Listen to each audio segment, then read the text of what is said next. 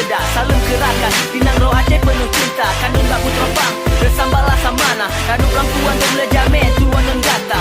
Andai mencebre Dino Aceh mesapa. Termakun yang indah bak kaya metanom rapat. Kekebalik indah tu awai meabad-abad. Nang roh Aceh serambut megah manum ditutma. Aku tu pelenggaum sebelum ku mula berlantun. Isi ke ambil jauh ke lagu bersaja pantun. Kami para anak muda yang jujur ke santun. Lapar kejahilan elok semakin mengayun. Tujuan ikhlas beribu kata untuk menyapa para saudara. Semenyantang dan mengaji berikan bukan sekedar kata, tapi untuk membanggakan silaturahmi yang tercipta. Salam penuh cinta dari tanah putra kepada semua. Beda denuma agamamu, beda tanah kita sujud ku sarai. Kemudo aku muita taroa, watano iko bori ke kita benasa. Ika bersih jodoh henbu ke sawah mati. Lagu yang nengon nepe sejuk hati. Kamu dami kemu selesai. Entimu sakit majari tetap gemasih.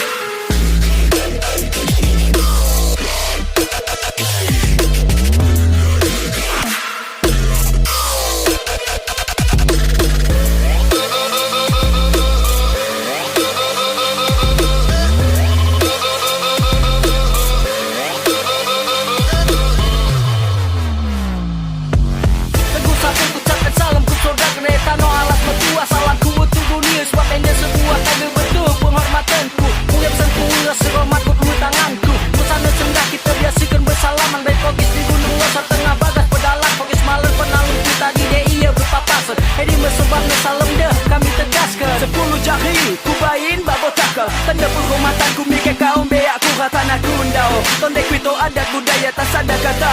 Ini musemboyan tak. Usah pakai nedak kau di tanah serambi Mekah. Rendah hati kau be ulang bain amarah. Salamku kita jaga tali persaudaraan. Tak sampaikan salamku mida ertas sadar kata. Salam tegur sapaku untuk semua umat. Dalam lagu ini ku persembahkan sebagai rasa hormat. Untuk mengingatkan, untuk akrabkan agar ikatan lebih erat. Dengan jamuan teh dan kopi untuk buat suasana hangat. Adat pemulia jamin sebagai simbolis silaturahmi. Syair salam sebagai pembuka penghormatan dari kami. Semoga dengan lagu ini pesan kami dapat dipahami. Maaf apabila salah, sekian kami mengakhiri.